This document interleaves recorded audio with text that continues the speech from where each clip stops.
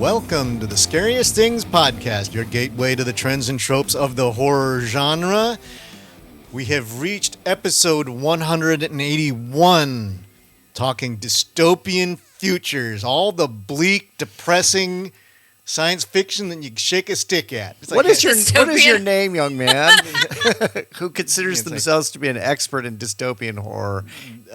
Eric Apocalypse Lee, I guess, or apocalyptically, Yes, I guess. apocalyptically. Yeah, say that 10 times fast. And this is Mike Campbell, and we are also joined in New Orleans by Liz Williams. All right. Where hurricanes and floods threaten to destroy the city at a moment's notice, sending you into come up when I talk about my picks. spirals of This is why I don't despair. like this topic. So this is,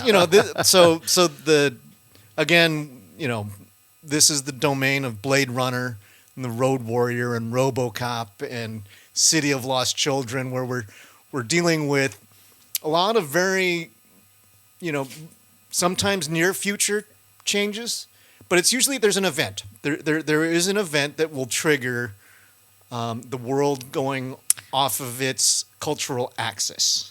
Mm-hmm. Mm-hmm. And contrary to what bit different. Oh, okay. I was going to say, contrary to what people say about Portland, Oregon, 2 years ago, maybe dystopian future. Yeah. Now it's pretty darn sweet again. We're doing all right, but you don't necessarily. It's like who was our governor who said, "Why don't you come, but don't stay"? That would be Tom McCall. Yeah, because we love you tourists, but I think Portland's big enough as it is. We're doing just fine. Thank you very much. There you go. But this, I think that unlike a lot of other subgenres, this is one where the setting or the background is its own character. A lot of cases, or it becomes something where the situation is as important as and classically think zombie apocalypse, right? That is a very popular dystopian horror trope. Yep. Because something happened, the dead have risen, and that is the context. And sometimes it's the framework for which you craft your story, as opposed to like a vampire who is a central villain. Sometimes it's not a central villain. It's humans versus the context of the changing world. So how did you get past the question of science fiction versus horror? I know it's a tough one. Yeah. I know it's a tough one, but how did you get past that? What were some of the things you looked at to make that dystopian future truly horrible and not just leaning into the world of science fiction? I think part of it is, I think the monstrousness of it sometimes. Sure. I think the threat of, like Blade Runner, it's not a threat of death. Right. It's Blade Runner is like the world has gone to shit, and people are flying around in cars, and it's raining all the time, and people have fled the planet, and it's kind of a mess. Mm-hmm. But it's not like the threat of death around every corner. Where I think that horror movies have this existential crisis, which means you adapt or you die. Right. And unlike, say, maybe Planet of the Apes, which is fanciful, and it's like the monkeys have taken over. Right. And sure, it's tough to be Charlton Heston, but it's not like... There's not death around every corner. Not death around every corner. You might get enslaved and tossed into a cage, but, it's not... and that's... But it is a fine line. I think, Liz, what do you... Because you said that took a different approach to this. Mine are a little bit different because I actually hate this topic and I try to avoid these kind of movies at all costs. And who suggested this topic? Not me. I thought it was you. Not us. Okay. No. Having, I Eric experienced Hurricane Katrina. It was pretty close to a, dystopian nightmare. Mm-hmm. So mine is all about people grappling with what is coming. It hasn't come yet. Okay. And so I have subtitled mine Depression with a Dash of Ridiculous, because I was going to go with three really, really bummers, but I had to add in something really, really stupid. That's a good catchphrase. Please, there you go. Please tell me you included Dead End Drive-In. Please. No. Oh. Dead No. End Drive-In. Trust me. You know Dead I End got a Drive-In? bad I one am aware for of ya. Dead End Drive-In. It was one of those things that I ran across when doing some research. It was for a this, since I did not pick it. 1980s Australian film. Right. Yeah. But you did not pick it. No, I was close. Okay. I was close, but it's actually not very good. You're gonna do Maximum Overdrive, aren't you? There you go. Okay. There's a dystopian future for you. So the one dystopian future you didn't touch on was which I started to see a trend even though none of the films that one of the films I looked at deals with this question, but not super explicitly, is the idea of totalitarian governments and the sort of the rise of the mega corporation. That's a common theme in all of these too, which is like, we would do this or we could survive if it's not for the government, the mega corporation. So do you consider things like Brazil and 1984 horror movies? Boy, yeah. I mean, save for to Liz's point about some of these having a ridiculous tone to them. If Brazil was a little less ridiculous, sure, maybe. Yeah, it'd be on the edge because it is because it's surreal and those are held up often as classic. Yeah. Dystopian futures. Do you think Kafka is horror? Yeah, well, I think it depends on what scares you. If you're afraid of, if you just are full of existential dread, like I seem to be. Yeah. All of mine are also environmental. Okay. Interesting. Because we'll see if anybody gets to it, but there's a number of Cronenberg movies that would qualify for this. We just saw that weirdo one that we didn't like very much. Oh yeah, Crimes of the Future. Crimes of the Future. Some stuff like that, or Videodrome, or Existence. Those are all kind of in the same boat of this weird melding of retro futurism meets fleshy mechanical things. So that's a different vision of it. Those are also, they're set there. Like I tried to go with things that are all a reaction to possibly entering this apocalyptic dystopian nightmare. Mine are not already there. Same. Mine are people on present day dealing with what is about to happen. Interesting. Same. Okay, no, mine are almost all post-event. So let's Liz. I am very curious to what kick it off? Yeah, why don't you go with Dead End Drive-In? Here we go. Okay. Also, all of mine, they are horror because this is what scares me, but I think people could argue horror or not. My first one, the director said, this is a film that's a meditation on marriage and commitment and communication. Ooh. And this is the 2011 film from Jeff Nichols called Take Shelter. Oh, yeah. This film stars Jessica Chastain and Michael Shannon. And I will just read you like the back of the box summary. Curtis LaForge lives in small town Ohio with his loving wife and his hearing impaired daughter. Though money is tight and he and his family are very happy.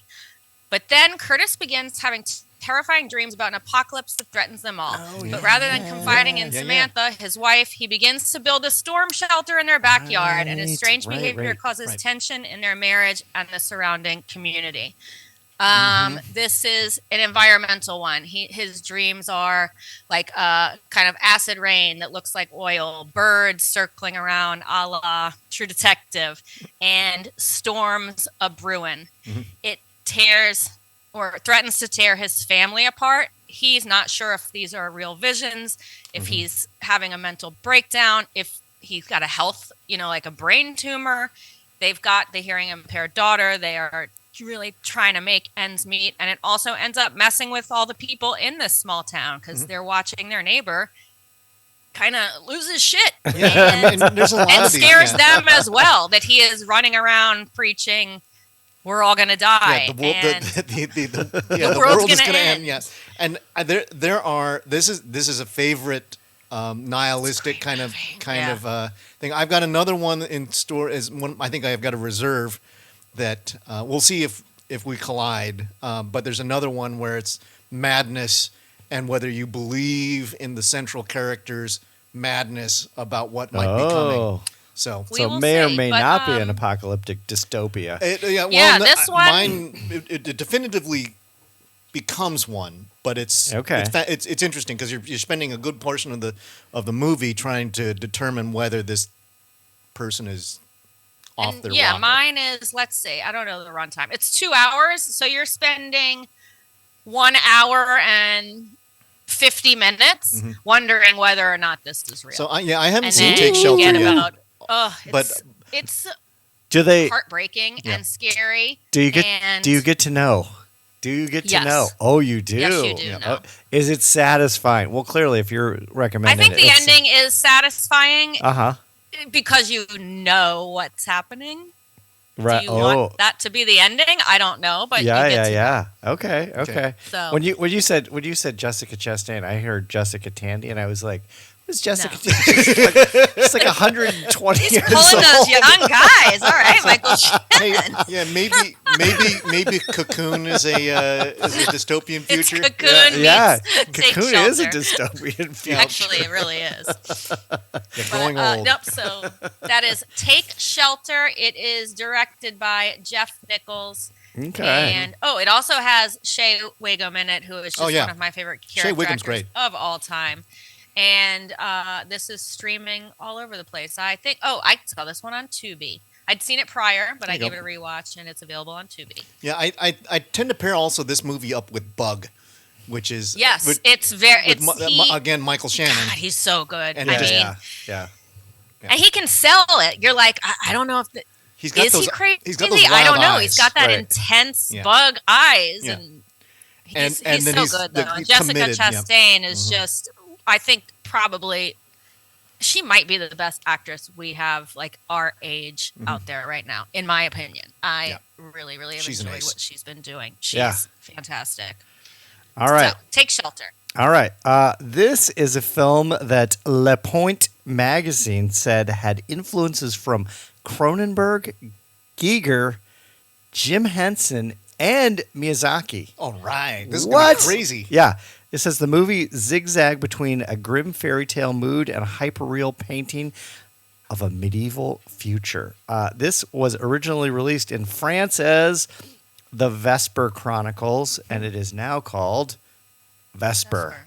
It's a 2022 science fiction horror film set in a super duper bleak apocalyptic Earth following a 14-year-old girl who is a skilled biohacker. So what happens in the film is that, and they give you, there's a crawl at the beginning of the film where they tell you exactly what's happened, which is humanity tries to prevent this impending ecological crisis. This is also it's actually a favorite sub-trope within the trope, which is the exposition dump at the beginning because you have to explain why the world is the way it is. Precisely. Yeah. So we try to solve the problem. What happens? It fails.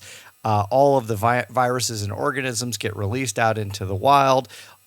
They wipe out all the edible plants and animals and large populations of humans. Of course, the wealthy hide behind these massive citadels. I'm using citadels in quotes. That's what they call them. Everybody struggles to survive. The citadels bioengineer seeds for the poor people living outside of the citadels, and the seeds can only be used once, and you can't deconstruct the seed. And so this young girl is attempting to deconstruct the seeds as she's caring for her dying father, who is hooked up to this Cronenbergian type apparatus where he gasps and wheezes and snorts and snortles.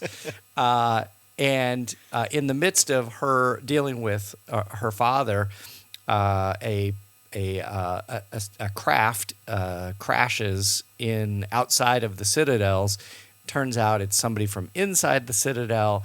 It's a young woman, and she rescues the young woman, and the young woman takes pity on the girl who is stuck outside of the citadels trying to deal with this post-apocalyptic world, and the two of them decide to do what they can to disrupt the system, to disrupt the citadel, and to really to sort of bring parody back to the world. Right. So this is one of those situations where that the existing context of the disaster is exacerbated by a corrupt government. Exactly. And so you get the combination of the dystopian functioning of society, corrupt government and mega corporations. Right. Double hitter. The thing that is amazing about the film, it's a beautiful film. Mm-hmm. It is, unlike a lot of these films, it is really, really beautiful. The plants, the animals, the organisms that have all sort of remained, that are still living. Mm-hmm. It's like, Dark Castle times 10, mm-hmm. right? It's just incredible. None of it's puppetry. It's all CGI, but Dark Crystal. Crystal. Yes, sorry, Dark Crystal. Not yes.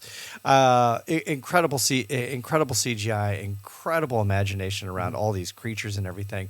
But then there's also some very, very dark pieces and parts mm-hmm. Of the essence of survival, right? And that's where the horror in this film comes. Mm-hmm. is this young girl dealing with the people that are left outside of the citadels, dealing with her dying father, dealing with, effectively no food, mm-hmm. And then dealing with a very, very, like the remaining population, which is incredibly upset mm-hmm. about the fact that they are outside of the citadels. Yeah. But there's so this goes along with other kinds of things like Snowpiercer. Sure. Right, where mm-hmm. it's exactly. class society battles, but mm-hmm. there's a thread of hope that there's somebody out there who's battling for the rights exactly. of the yep. yeah. So that's exactly. It sounds great. It is. I normally don't go for these kind of films, but I found it as I was researching it. I gave it a quick look. It's up on Netflix right now.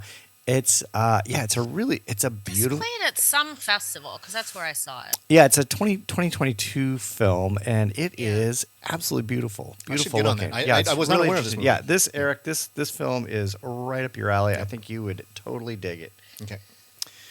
So my first entry, I will summarize this as, "Oh God, please don't let the world end like this." This is maybe the most depressing movie ever made. And yet I respect the hell out of it. We're not talking about Sharknado. No, because, dear God, please do not let the world end like Sharknado. No, this is the 2009 movie directed by John Hillcoat, based on a novel by Cormac McCarthy. Oh, yeah. This is The Road. Yeah. So I'm not exactly sure what happened to make the world the way it was. Was it nuclear war? Was it earthquakes? Was it both? Yeah. Virus. It is the end of society, and it is so Viggo Mortensen mm-hmm. It plays the man, and his boy is played by Cody Smith McPhee, and it's essentially a 2-person thing where they're heading for the coast because hopefully there will be that it'll be warmer. Because it's cold and barren and there's no food. Everybody's starving. Things are turning to cannibalism. They're having to. They're on the east coast of the U.S. They're from they start out in the upper Midwest, like in Ohio or Pennsylvania. But they're working their way down. They're working their way to the North Carolinas. Carolina. Yep. And although Oregon's coast substitutes for the Carolina coast, because if you want a bleak, cloudy, gray, dead-looking thing, you go out to some You're areas. You're not going to go to the Outer Banks. Yeah, it does not close look enough. You get it. So, but every encounter is a call to violence. Yeah. At best, you have a fight on your hands. At worst, your kid's gonna get raped and you're cannibal food. Yeah, right? It's the worst of human nature. It is the worst. It is the bleakest, most nihilistic image of the future possible, and yet the central figures are you latch onto them and you hold on to them. Yep. And the movie is totally desaturated of color, except for some flashbacks where you see Charlize Theron, who was the mother in this case, mm-hmm. who essentially just couldn't take it and walks out into whatever happens and presumed just killed herself or died or got attacked. Mm-hmm. She's gone. And despite, the Viggo Mortensen begging for her to stay, she just says, no, I can't handle it. And so, a good portion of this film is there is a pistol with 2 bullets in the chamber, one for the dad, one for the kid, just in case. Yeah. And there's the threat of that, and then every now and then you get a bright glimmer of hope, and then it gets squashed. Right. So it is, but it is a remarkable story. Yeah. It's a very good story. So here's a question: book or movie? I haven't read the book. Ooh, I never read the book. What? I haven't read the book. So here's hot I'm take. certainly not going to double up I think after the seeing movie's. the movie. I think the book is probably tougher than the. Not really. Hot take: McCarthy, not a great writer. Okay. Yeah, I think Heard it here first. Okay. Yeah. Not using punctuation. Not the sign of a good writer. That's just that time. Yeah. I don't think he's that great. I thought the book was like moderately okay, and I was excited when the movie came out because I was like, oh, finally somebody's gonna like realize that, because there's a good story there. It's an interesting story, but Yeah. Have you seen it? yeah, I've seen the movie. Yeah. I've read the book. Yeah, Right. yeah. So I think for some people this is Movie's better. Movie's better. Yeah, I thought the movie was really good. I think it reminds me of The Last of Us. And a little bit Walking Dead. They Yep. took a lot from the road, I think. Right. Yeah. And that's what you take the fantastical elements out of it, and it's like, this is what could happen to our culture if it goes too far, and you go, again, oh God, please don't let the world end like this. right. I would put this in with our one and done category. Oh, yeah. I will never watch this again. Oh yeah, I'll never go back and It's watch like- The it's like- Road. It's like I'm gonna reach down and then just like Yeah. squish your heart, Yeah. and then just sort of, and then kick you to the curb. Yep. So that is The Road 2009. Oof. Yeah. Dystopian. I forgot Robert Yes. Duvall was in The Road Yeah, too. I was like- That's I right. was like, oh my God, that's Robert Duvall. Yeah, that's right. Before he was like super crazy old. Yeah. Just kind of old. But he looked Just kind of regular crazy old. but he was kind of, he was old blind man. Right. And the other thing that I mean, there was the glimmer of hope because the boy was always, Papa, let's give him some food. No food for this guy. Yeah. It's like, but he's not a bad guy. No, well, we need the food. It's like, but Papa, and it's like, okay. So the kid is like, if the kid makes it, maybe there's a chance that this world isn't like doomed for self-destruction. So that's what there's that context playing from the very beginning to the very end of the movie. Yep. All right. Nice glimmer of hope. There you And go. okay. More hope. Give us So- hope, Liz. Give us hope. In my movie, one of our main characters says, I've seen The Road and there's no fucking way I'm living like that. So that's why they're about to off themselves in Silent Night. Oh, okay. This is a 2021. It's a very, very, very, very dark comedy. It stars Matthew Good and Keira Knightley. And the summary is: a couple invite their closest friends to join their family for Christmas dinner at their idyllic home in the English countryside. As the group comes together, it feels like old times, but behind all the laughter and merriment, something isn't quite right. The world outside is facing impending doom, and no amount of gifts, games, or wine can make mankind's imminent destruction go away. Surviving the holidays just got a little more complicated. Okay. So there is like almost like a mist, acid rain, misty kind of thing blowing across the entire world. And everybody has been issued these pills called the Exit, and they have all gathered here to off themselves boy. before the cloud Right. makes its way to England. That's not subtle. Because it's Yeah. by time zones. The heartbreaking part here is there's children and they all know what's happening and like they're going to do this all together.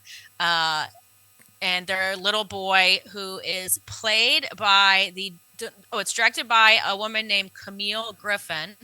And one of their sons is played by Roman Griffin Davis, which is her son. And he is just fantastic. And he's probably about 10 years old and he does not want to die. And so you're watching this kid grappling with it. You're watching, we're your parents. You have to do this. And it's heartbreaking, scary, horrifying. None of them want to die alone. They're, family things, friend things, everything's coming up and bubbling over. And yeah, they're facing the last night Right. on Earth for all of them. Woof. And trying to make the choice of, well, some of them are like, well, maybe we just try to survive it. And they're like, no one has survived it. Like, it's sweeping the globe and it's coming this way. So it is, you do laugh a couple times, but do you get to know if they take the pill? Yes. Oh, okay. Oh, don't tell me if they take the pill. Oh. Yes, you do. Oh, okay. You know if they do, but we're not going to say absolutely. Say whether they do. Okay. It's a bummer. They might not take the pill. They might not. Let's leave hope. Dystopian futures are not. There's not a lot of partying in this. So in a way, but this is kind of how I would feel like myself if. But then, like, the little boy is like, how do we know? The government told us, like, it's one of those. Yes. Then where do you go? And then I'm with settle that down, friend. Robert Kennedy. Yeah. Like, I've seen the road, and I'm not going to live like that. I would not, maybe I'd take my chance with a zombie apocalypse. Like, I could fight, but a road-like situation, I'm with Charlize Theron. Although I've also seen The Mist. It's like, okay, we're going to check out. Oh, wait a minute. That was just a little premature. Check out a little too quick. This one is just, it has some laughs, but it's just existential, horrible dread. So if you wanted to do it, if you wanted to double feature this, you could do this with The Invitation.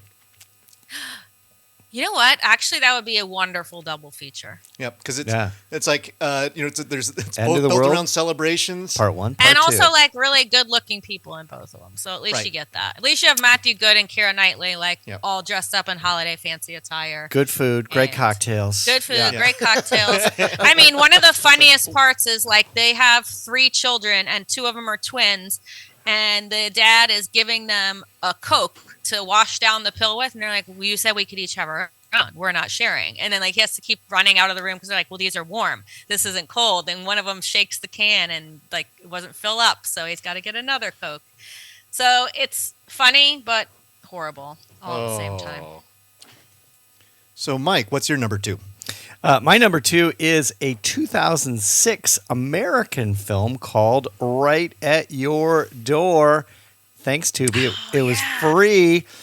This film follows a couple as the apocalypse is unfolding when a whole series of dirty bombs are detonated in Los Angeles. And so you get to see it sort of in real time. This was written and directed by a guy named Chris Gorak, whose only other film is also a dystopian apocalyptic film that I cannot remember the name of, and I did not bother to go search it out. But this film stars Mary McCormack and Rory Cochrane from Dazed and Confused, if you are a Dazed and Confused fan. And Rory he plays an out-of-work musician who is at home. His wife is the breadwinner in their quaint little Los Angeles bungalow. She goes out one morning for work. And then all of a sudden, he's looking out over the hills of Los Angeles and he's seeing all of these massive plumes. He starts listening to the radio. It's complete chaos on the radio. The TV's cut out. People are driving around Los Angeles like lunatics. He, of course, more than normal. Yep. He decides to head to the local hardware store to gather supplies. He doesn't even know what he's gathering, frankly, and then somebody hips him to the fact that this is a dirty bomb. This is probably a chemical release. You need to be grabbing Visqueen and you need to be grabbing duct tape. Right. You need to seal up. You need to seal up, tape up your windows. As this is all unfolding, it's shot in a way, so it's 2006, so it definitely has a 2006 kind of look to it, but it is, man, the most chaotic handheld filming I've ever seen. So this and the is way actually post 9/11. I think that we're still in the wake of that shock. This is a post 9/11 pre-COVID world that we're living in, and so this is like very speculative about what the terrorists could do. But they very nicely marry the two things with terrorism and biomedical weaponry. Right.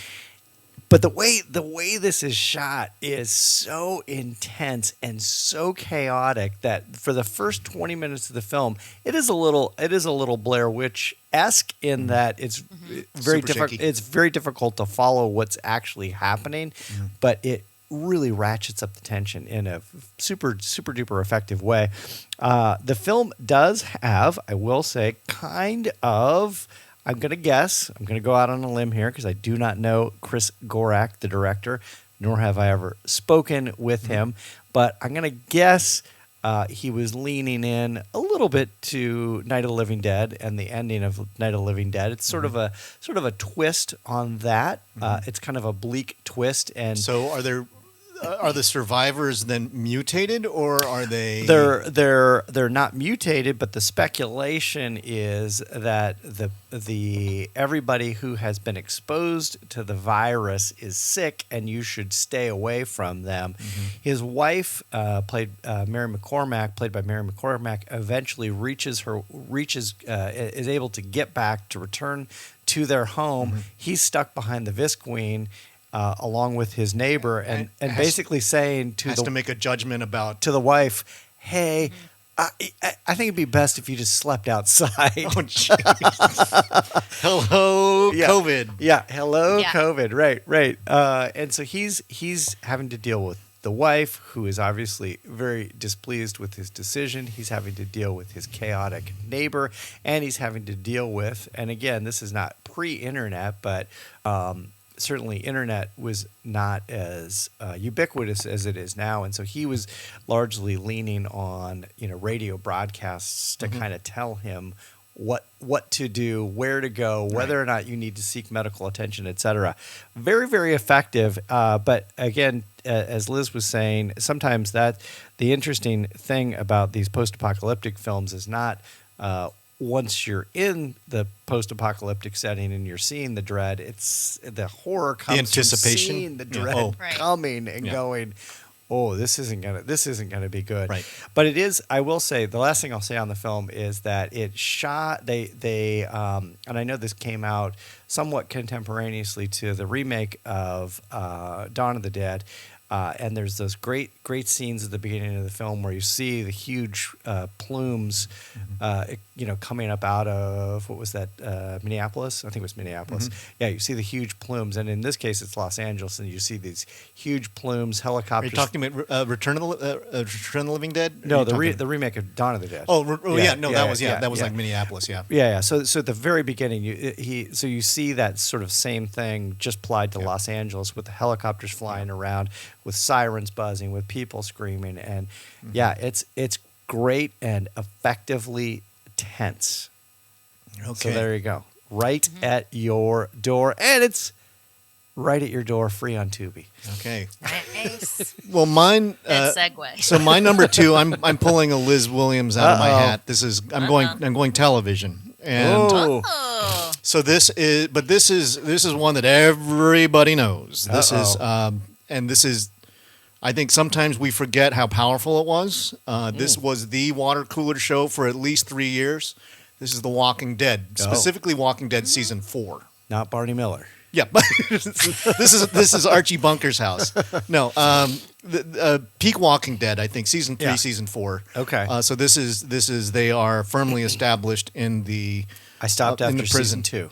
Oh, dude, I stopped at whatever season Glenn didn't die in. Yeah, that was season. The season. I think season 5. Like 5 or 6 was maybe? when they made the mistake with Glenn. Yeah. But this is. But at this point, you still have most of the main characters. You got Rick and Daryl, Glenn, Maggie, Carl, Michonne, Carol, Herschel. The governor plays a big role in this one. Tyrese and his crew with Beth and Sasha, and they show up, and then we end the season with Abraham, Rosita, and Eugene. So everybody who's seen Walking Dead. So I just name dropped a huge cast. Yep. But this was must-watch television for a lot of people. It was water cooler show in my office where a bunch of people who aren't normally horror fans, we had Deadpools going when we knew that there was going to be the siege on the prison.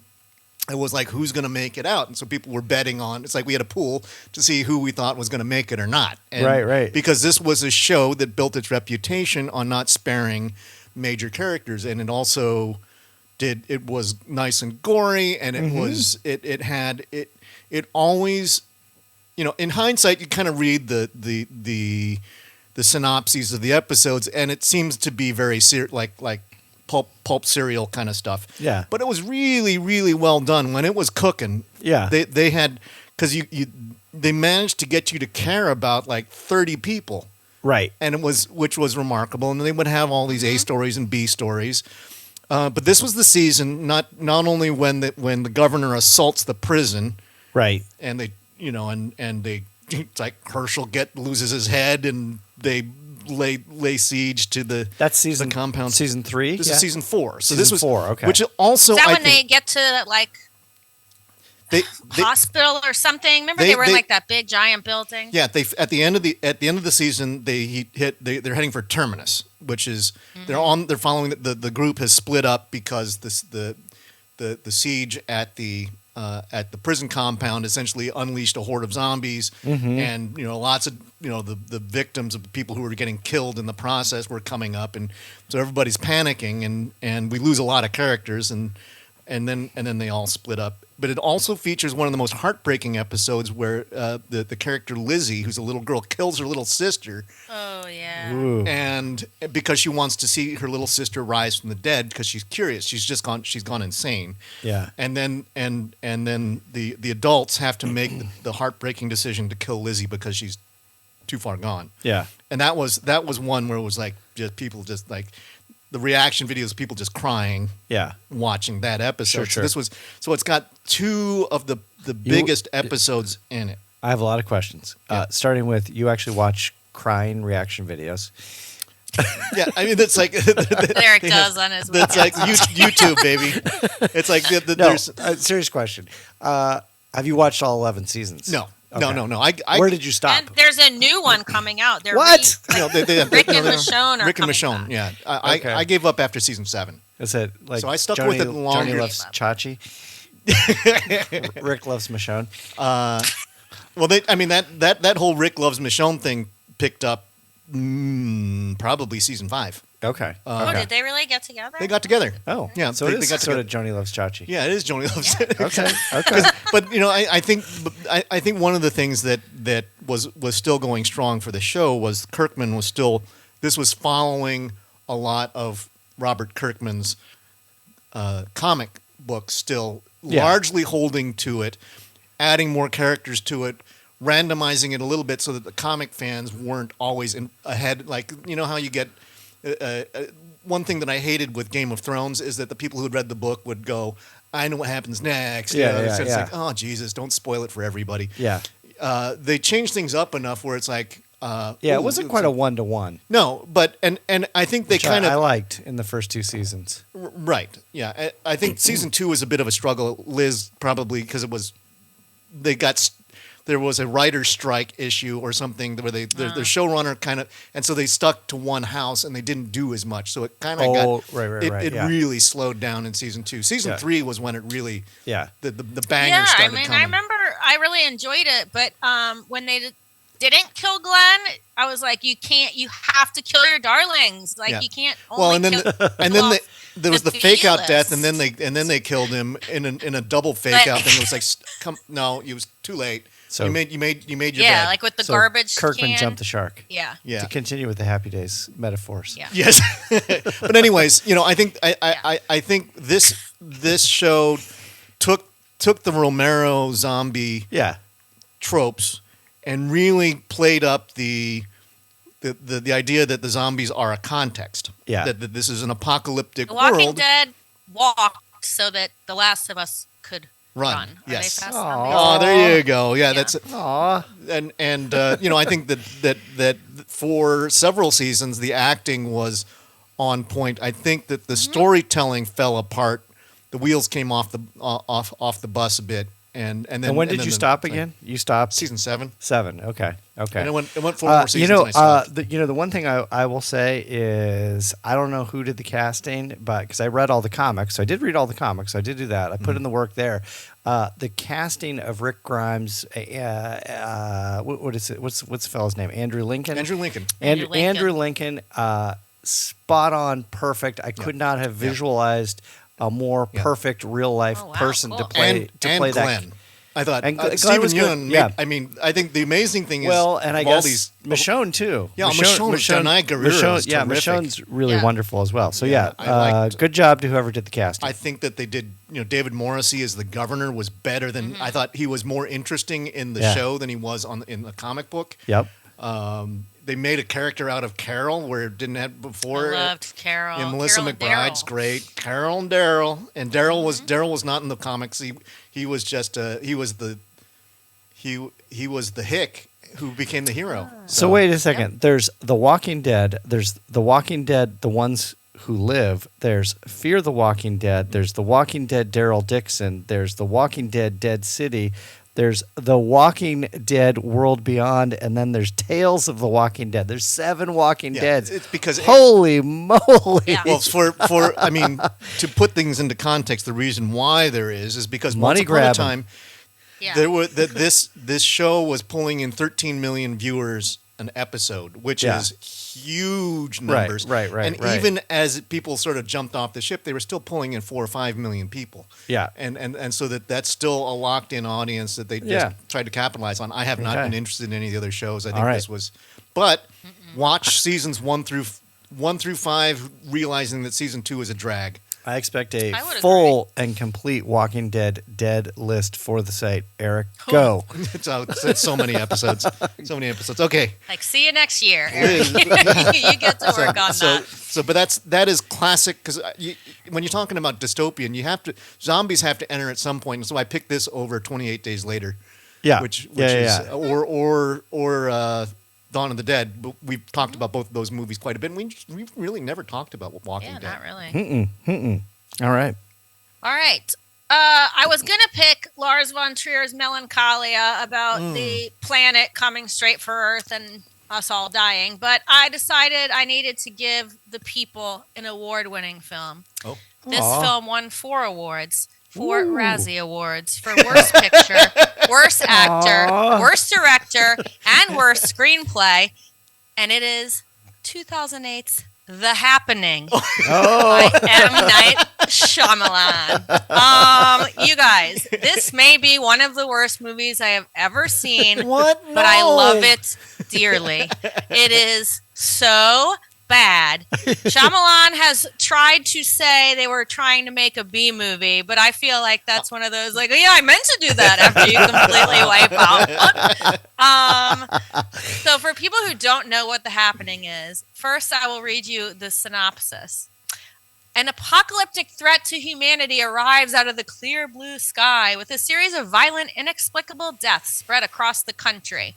The cause of the terrifying phenomenon remains unknown, prompting science teacher Elliot Moore, played by Mark Wahlberg, and his wife Alma, played by Zoe Deschanel, and his colleague Julian, John Leguizamo, to try to elude the invisible killer in Pennsylvania's farmland.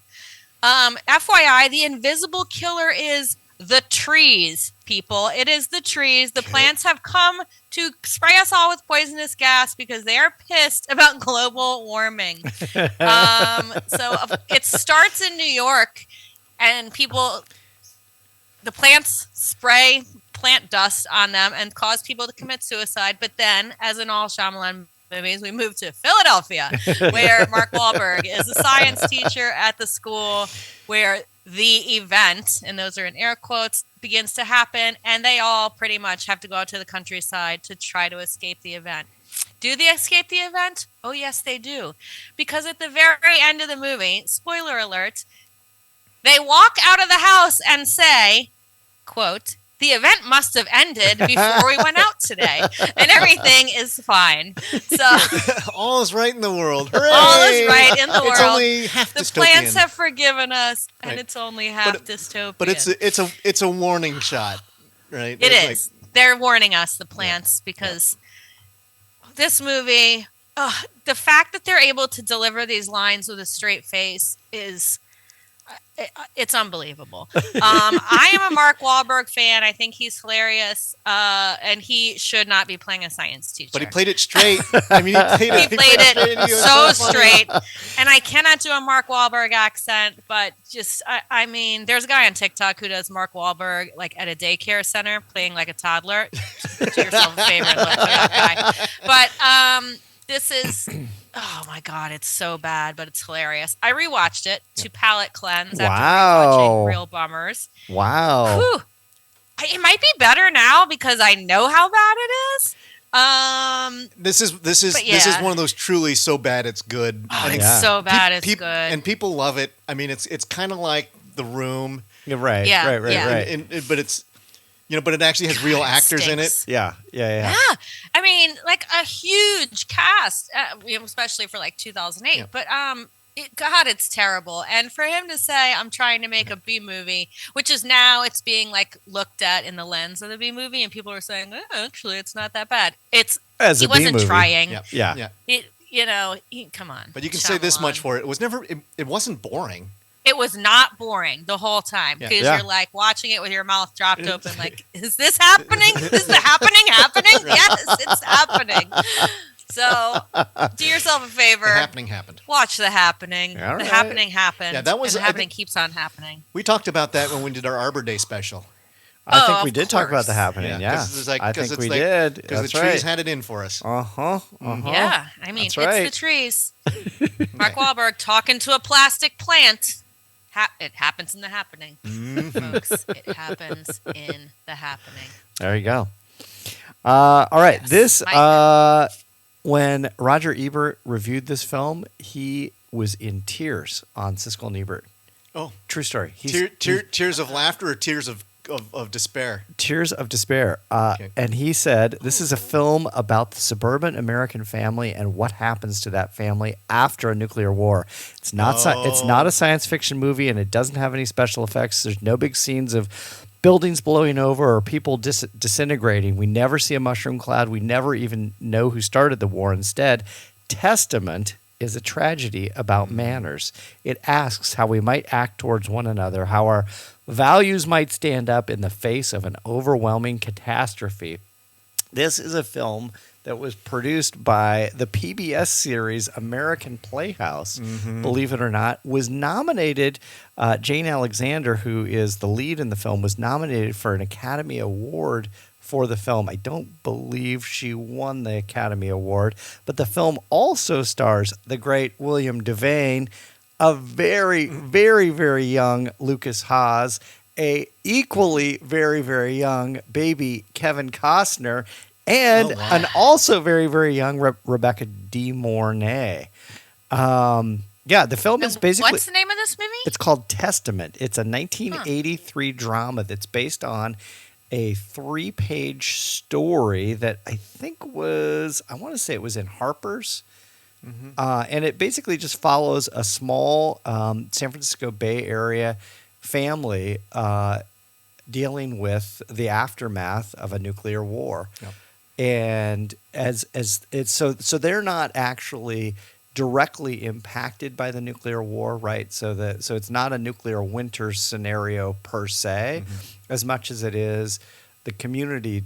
This very, very tight-knit, sort of perfect community starts to slowly disintegrate. People leave. People like founding fathers of the community, the parishioners at the church, the law enforcement. They all start to say, "Hey, the gig is up. We got to leave the United States. We can't stay here anymore." As they do start to eventually experience some radiation poisoning, but the woman, in this case, the wife, Jane Alexander, who's married to William Devane, she doesn't know what to do because her husband, William Devane, was allegedly, likely killed as a part of the nuclear assault, and so she's stuck with 3 kids at home trying to figure out what to do with them. And there is a scene in the film, towards the end of the film, where she is down to, I will say, 1 child and a a young boy from their next door neighbor who has serious mental handicap issues, and the three of them go into the garage, and she turns on the car, and I was like, "Oh my god!" No, that was the decision. This is man. This is like I've not seen darkness like this in a long time, and it is a dark film. But it was, it was really like there was obviously The Day After, which that was the big one that hit the network television, and then there was the British version of it, Threads. Right? Yep, yeah. And all those kind of like hit right around the same time. That was all this sort of this Reagan era kind of the world can destroy itself several times over, nuclear weapon, with the Soviets, and it was a legit threat. Right. And that was and sadly, I think if I can editorialize for 2 seconds, I think the threat is even stronger now than it was in 1983, and we are not making films like this with this kind of public awareness because people are sort of like, it's not going to happen. Yeah. Putin's not that dumb. He's not that dumb.